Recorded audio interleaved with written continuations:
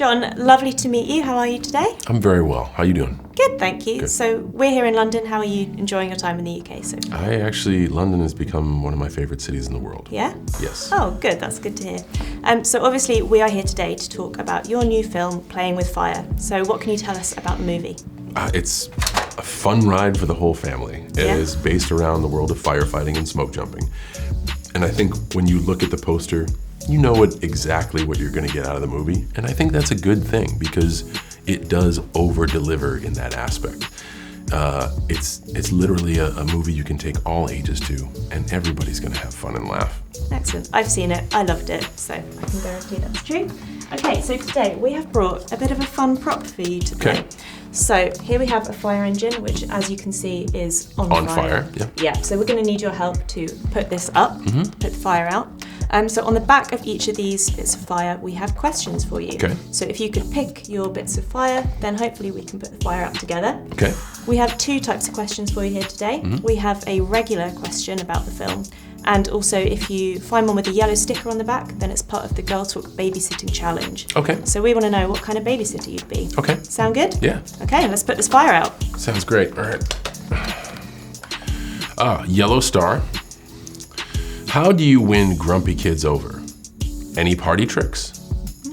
Listen Okay. and ask, what is wrong? What is making you grumpy? And listen. A lot of times, grumpiness is contagious, and kids, keep in mind, they can't communicate like us. They're just learning the basics of language. So as long as you can get to the root of the problem, you can fix it.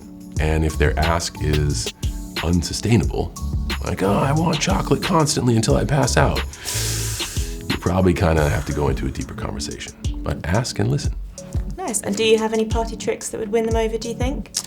Well, I can become invisible. Oh. And if need be, we can put on a mini WrestleMania. Oh, sounds great. right. Okay, next question. All right. What was your favorite scene to film? Any single scene that allowed Keegan-Michael Key to do improv comedy. He's brilliant. Simply brilliant. Was most of it improv, his lines? Because that was fantastic. We would do the script every time he was involved in a scene, and then they'd be like, okay, Keegan, do your stuff. And it was magic to see what he did. And a lot of it made the movie, and even the stuff that didn't make the movie is in the end credits. So. Excellent. Okay, let's go. All right, on a ladder. Who was the biggest prankster on set? So I answered a question similar to this. Because there were so many jokes in the movie, I was covered in poop, there was fire extinguisher stuff, there was soap, there was actual fire. There really wasn't any pranks because we left it all in front of the camera. Especially when guys like John and Keegan and even Judy are doing improvisational comedy work. We just left it all on camera. Like there was no need to prank anybody because we didn't have any joke meter stuff pent up. It was all just fun for the audience. Excellent. Okay, let's keep going. Yep. Yellow star.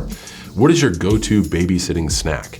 For me, I would like a decent skim latte that definitely will get me. To give the kids. Either or for you and the kids. Okay, for me, I would say it's a skim latte with a little sweet touch on it. That way, like I get something sweet, but also get a boost to get the energy of youth. Because if I could only bottle that stuff up. But for the kids,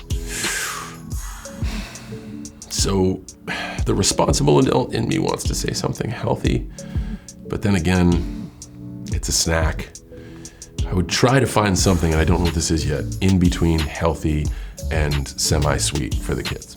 Okay. And I don't know what that. I don't know what that is. There you go. Here we go. Yellow star. They want to watch a scary movie. Do you let them? No, absolutely not. This idea sounds good as a question, like, oh, we can handle it. They can't handle it. You know why? Because you can't handle it. We go to scary movies for a reason, to have the bejeezies scared from us. Don't do this to a group of little kids, especially when they're probably in a house that you're there and the parents are gone, because this is a recipe for disaster. We're putting this fire out. Don't let them watch it. Okay.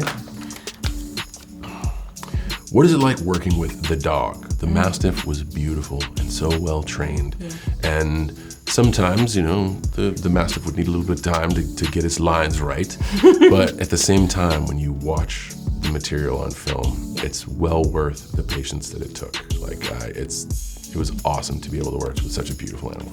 Excellent. Here we go. Okay, we'll go on the back row here. Yellow star. The kid gets gum stuck in their hair and wants you to cut it out. What do? You cut it out. And this is bold, and a lot of people are gonna be like, no, okay, gum sticks to everything. So you leave it in and try to surgically remove it, let's say with peanut butter or something like that. Now you have gum and peanut butter in somebody's hair.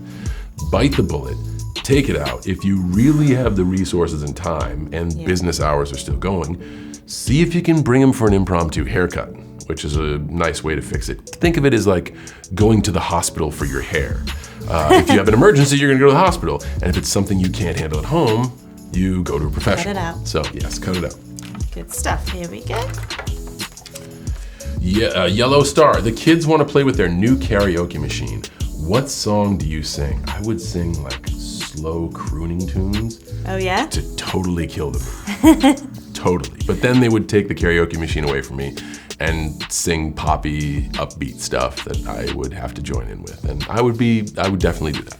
Excellent. I think we've got time for just one more Just question. one more. Fire at the front. We'll take it out of the shotgun seat. All right. What was it like filming surrounded by fire? So it's not as bad as you think because it is a movie and it is safe. It's actually interesting to be surrounded by so much controlled fire. We did a scene in the actual woods where the woods were on fire. And normally it's like, hey, don't do this in the woods because you could light the woods on fire. We had 3 fire regimens, everything was controlled, but literally the woods were on fire.